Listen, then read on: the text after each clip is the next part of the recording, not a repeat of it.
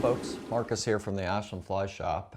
We're going to tie another fly here today, and this one's going to be a little bit more of a kind of traditional style steelhead fly. So I've got a Alec Jackson black size 3 in here, and you could do this style, you know.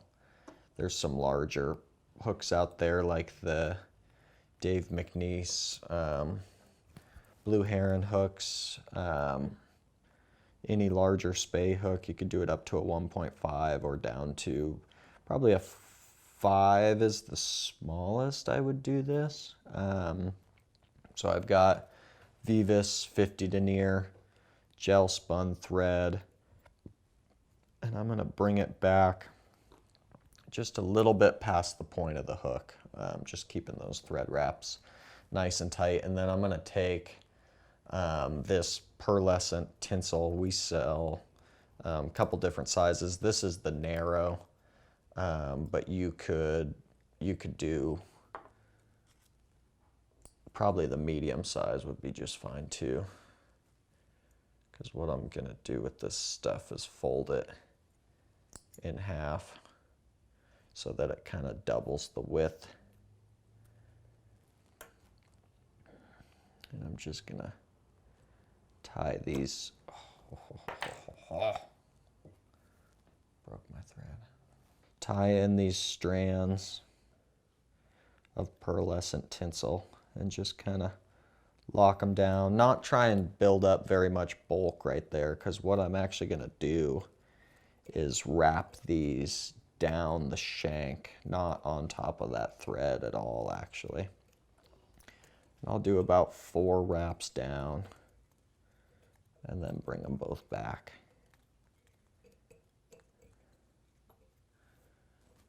And just get it right to where that thread starts. And that is just a really nice bright spot on the back of the fly. I'll make sure that that's nice and locked down. And then for the body on this fly, I'm going to use purple Flashabou. You could use, there's quite a lot of things you could use for the body on a fly like this, but Flashabou kind of has a nice look to it. And I always lay my Flashabou along the length of the body. It just helps cover up some of that black thread. And I'll pull these strands and kind of put them in my material clip here. And then on top of the Flashabou, I'll have a rib, and I'm going to use the Vise French tinsel, and this is the small silver. And this will be a rib that comes up through the body here. And same with the French tinsel. I'll kind of tie it in long enough that it runs through the fly. And then as I come up, just keep these thread wraps really close to each other, nearly touching. You can get a couple different looks at the fly as you go up to make sure that you're building it nice and even.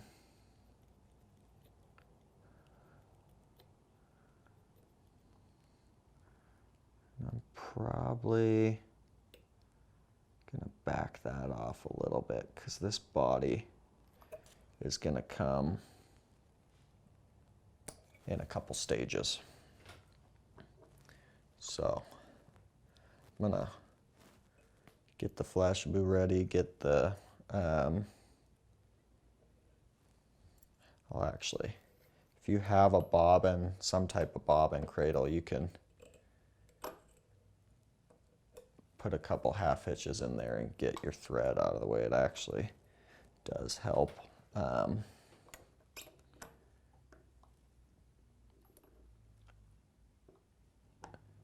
I don't do rotary tying all that often, but it does help in a fly like this to make sure that everything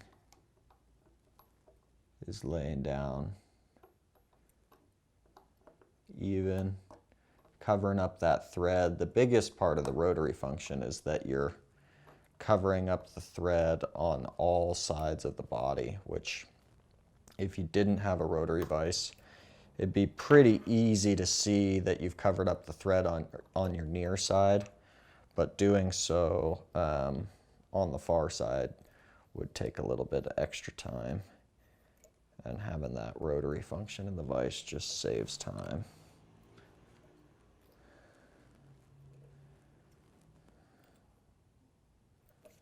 So I'll tie that off there.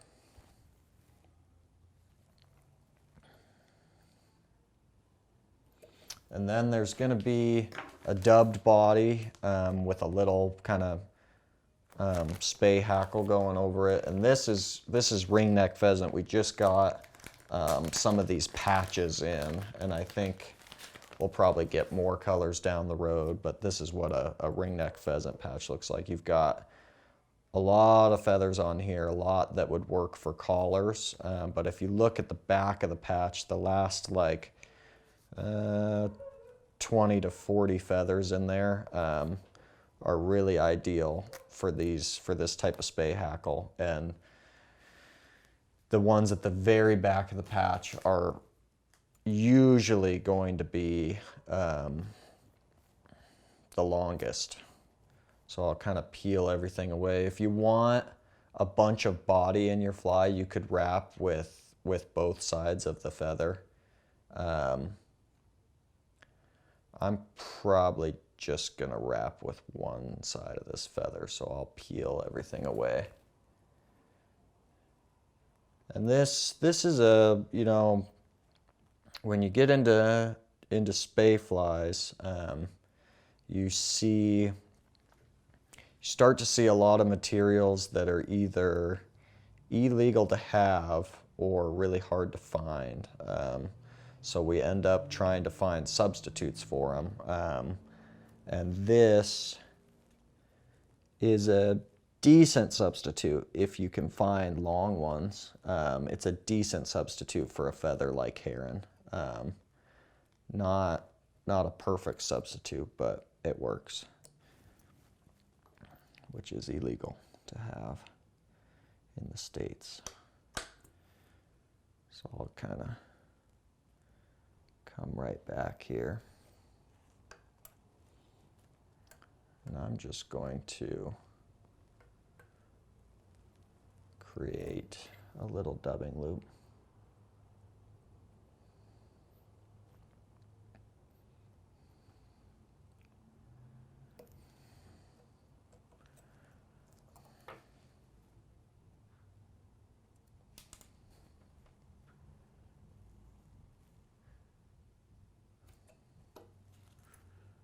Just get it ready there, and in this loop I think I brought, maybe I didn't bring,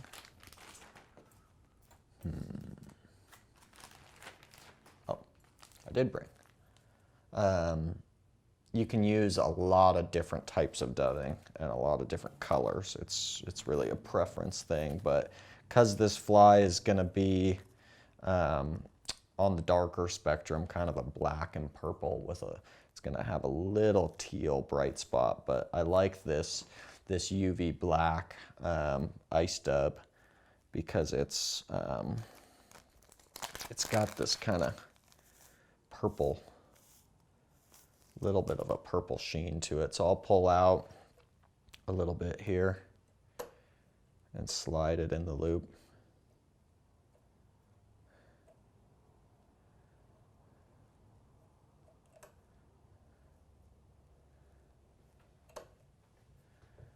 I'm just gonna give that loop a spin.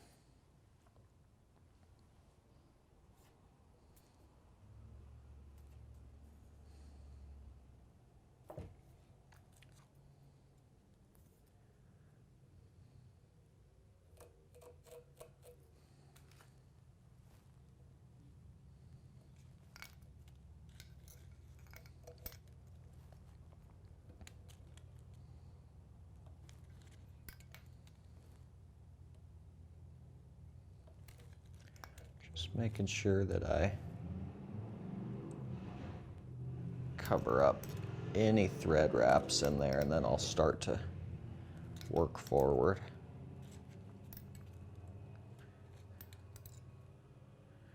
And how much room you save at the eye kind of depends on how much you're planning on putting up there. I'm going to put a fair amount up at the eye, but with this really thin thread, you can get pretty close up there, and it's not a big concern. So this is a little trick I learned. To get this feather out of the way, you just fold your thread once over that feather, just once.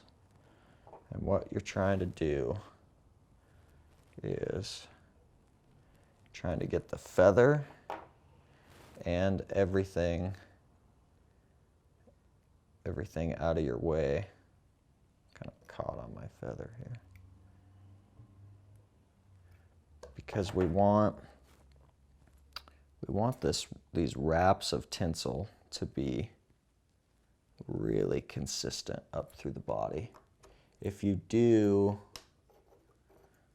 the tinsel in stages where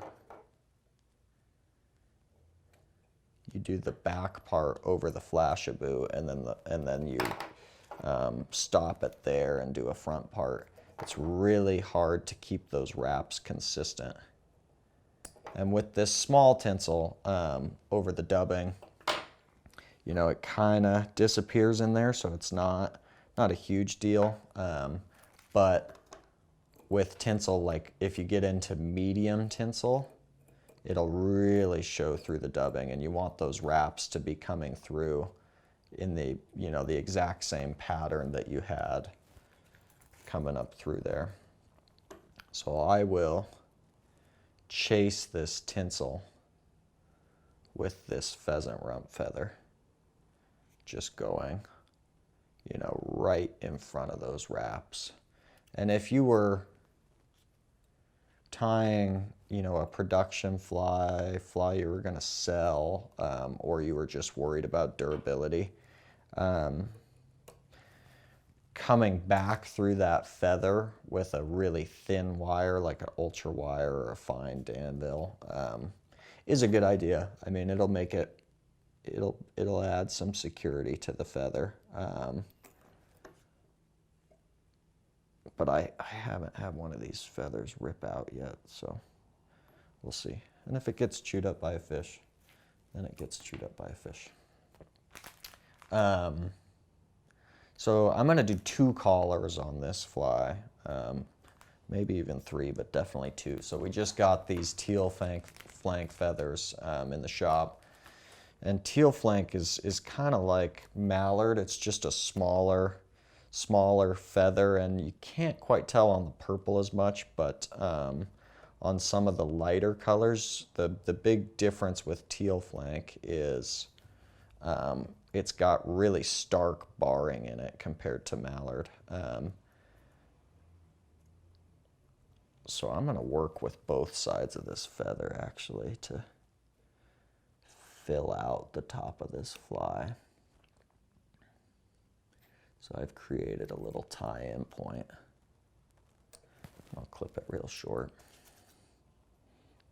And I've got these feathers kind of bent back, but I'll just straighten them out.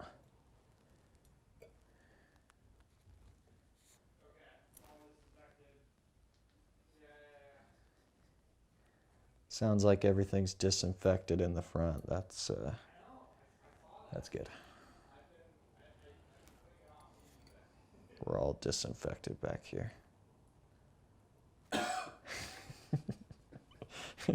Chris is coughing.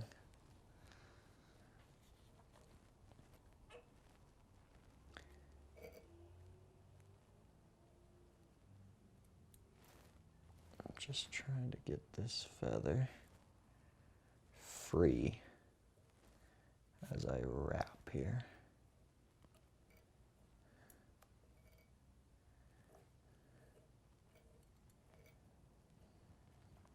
I don't want this little area splaying out like that, so I'm actually going to peel that back.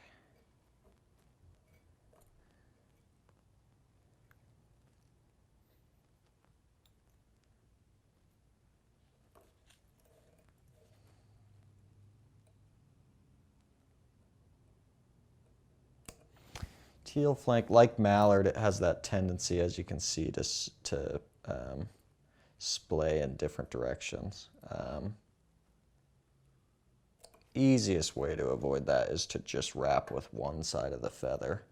But I don't mind, you know, just like I did, if something is popping out in a direction that's not appealing to me, I don't mind just trimming it or peeling it out of there. So you've got these longer pheasant rumps and a little collar here.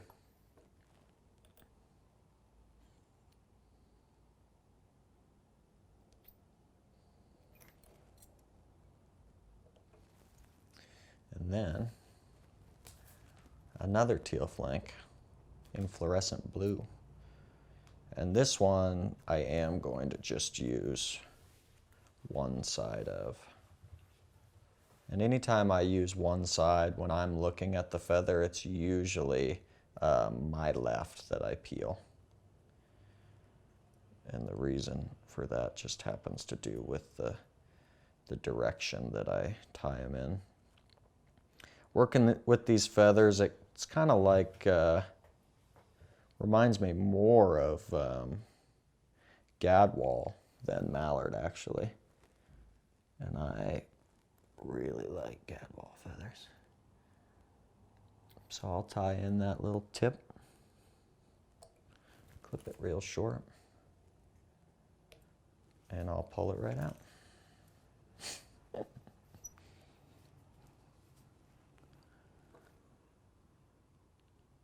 going to really tie in the tip this time.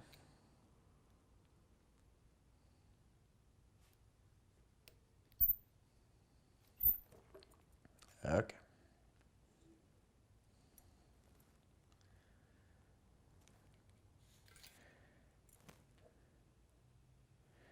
And I do like working with half of a feather, almost more now than working with a whole side of a feather. I just think working with half gives you a lot of control.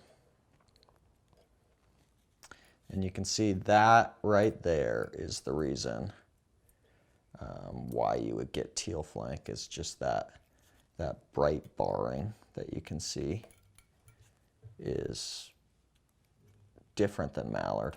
A little different than gadwall too, which is nice.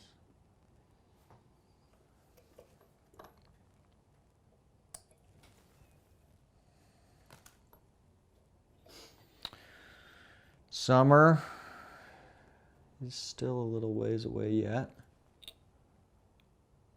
but it's not too far away to start preparing.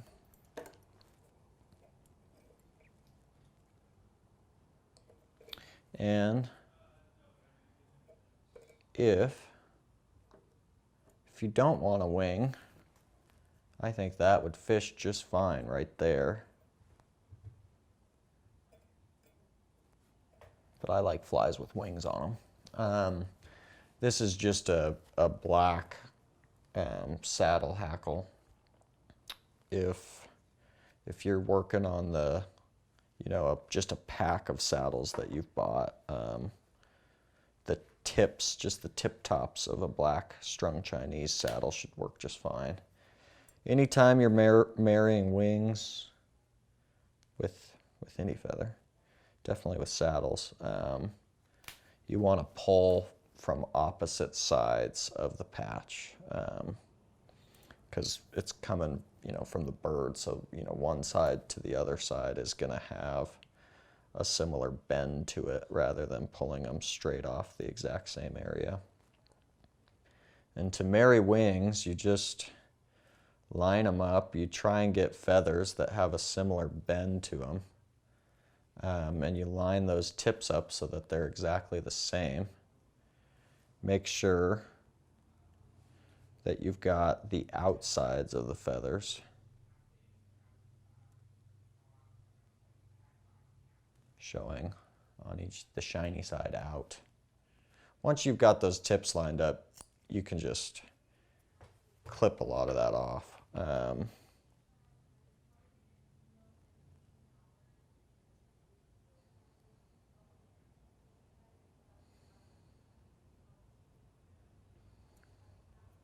And I'll peel away a lot of stem. And the length of the feather, or of the wing, a little preference in there, but laying back somewhere around where if it was draped over the fly, would just go back to the bend. That's about where I like them. And what I do is I stick these stems straight through the eye, and I really prefer, this is like almost a mandatory part of doing any married wing for me, is tilting my vise so that I'm looking directly down on the shank. And I just start with some soft wraps, getting increasingly more tension on them. And you have some play in here with the wing before it's fully set, but you just want to make sure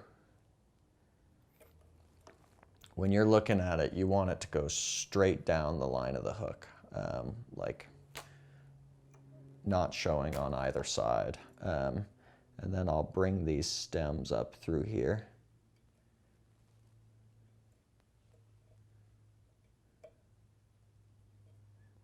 If I can. Sometimes you need a bodkin to grab these stems. And I'll lift them and clip them as short as I can. And then I'll just fill out the head. The head is slightly bigger on this fly than I like. And it's worth saying, if you're gonna fish a traditional fly with a turtle knot, which I recommend, wasn't able to do it with this one because that second collar took up the room, but it's nice to have the head just a little bit back from the return of the eye. Just leave a little, millimeter gap or so in there, just so that that leader material in your turtle knot has room to catch it. But it's not the end of the world. If I don't have the room, all I do is I just take a little bit more time, do an extra coat of head cement on there, because that turtle knot will really rip through head cement. So I've got my loon hard head, and I always just apply it pretty conservatively onto my bodkin.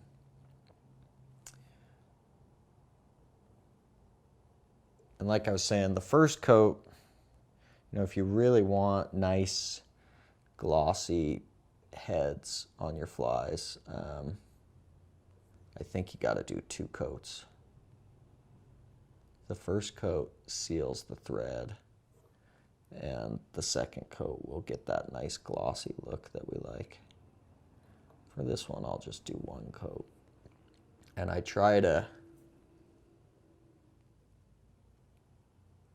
just rotate my vise. The thing I think with head cement is